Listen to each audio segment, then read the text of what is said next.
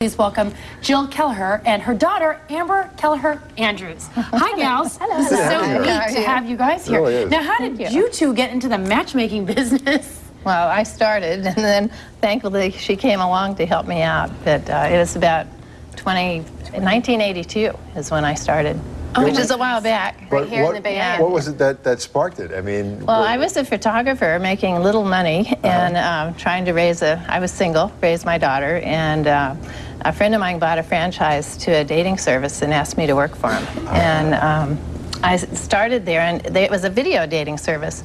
And before people came in and got the videos done, I would say, oh, you're perfect with this other person. So I was matching him, and I seemed to have a talent for matching people, and I eventually went into my own business. Did you set up your daughter? How did you meet your husband, Amber? I tried to, but she already had met him. Yeah, I met my husband when I was 21. We've been together for 17 years. That's adorable. So, yeah, I have the greatest husband in the world. So, at 21 years old, my mother wasn't exactly, trying to introduce me, but I know for a fact, had I not met my husband at work, that it clearly would have met. oh, there's your family. Oh, my gosh. There's a family so photo. cute. That was us just this summer. We have 3 children. He's wearing a kilt. How many people do you know wear a kilt in Hawaii? Those are my grandkids. Yeah, my so darling. 2 adorable. boys and a girl we have.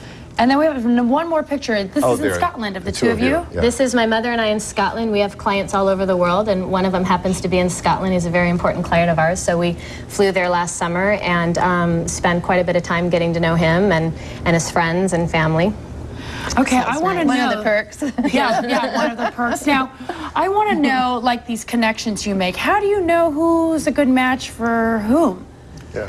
I think a lot of it's instinct. I mean, my mother's met over 40,000 people, and I've been doing this for about 15 years with her. So when you just interview people every single day, all day long, and now we have the staff across the country. Meet the Elite is one of the ways to reach us, but it's called Kelleher and Associates, and Right. we've got offices in different places. So it's just a lot of networking. It's a lot of getting to know who you are and then putting them together because of their criterions. How often do you find that you know better how a person will match up than the person himself or herself knows? You know what I mean? Like, Yeah. they may come to you and say, I'm looking for so-and-so and so-and-so, but you know that what they really need is something different. Exactly, exactly. Does that So you happen? match them to who they want, but you know that won't work.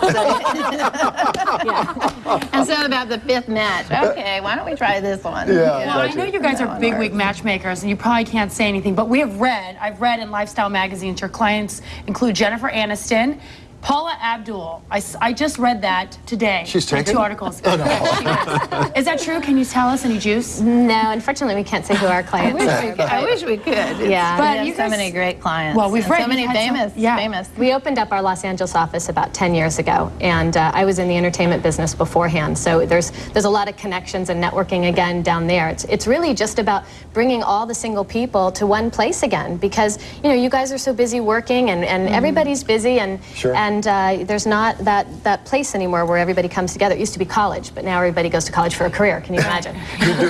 Right. Oh, yeah. Why would they do that? don't get Do it. family members and friends come to you to have you match them up? She's All my the- friends, I've matched them all. yeah. Yeah. All of her So friends and family. how many of your matchups would you say have actually ended up getting married?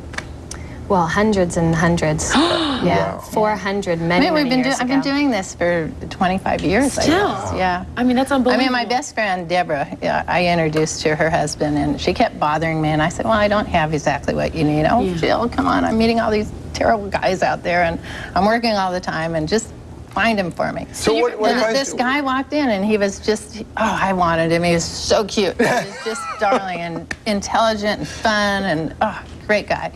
So I said, I have your wife for you, and that was it. So what His kind one of- and only date. What kind of her. coaching advice do you give to the person who needs to be matched? Well, we want them to really learn about themselves first. I mean, you really need to kind of take check in who you are, and not, you have to focus on not only who you are, but what you're looking for. Most people just expect the relationship to happen, and there's a lot of commitment involved. You need to stop and think, and you need to be in front of someone like ourselves to really put it into perspective. What is the key to a successful relationship? Hard work. Hard work. Just like any job.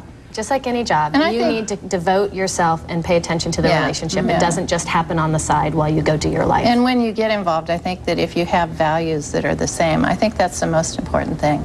Because down the line, if you really value education and she doesn't, then when you raise your children, you're going to have different values on how you're going to bring them up. You know, you have to figure out before you get married what's really important to you and what what your passions are and what your values are. Why do we always think that a relationship should just happen and become beautiful without investing work? I mean, we never think when we're young, I guess, that a love relationship requires work.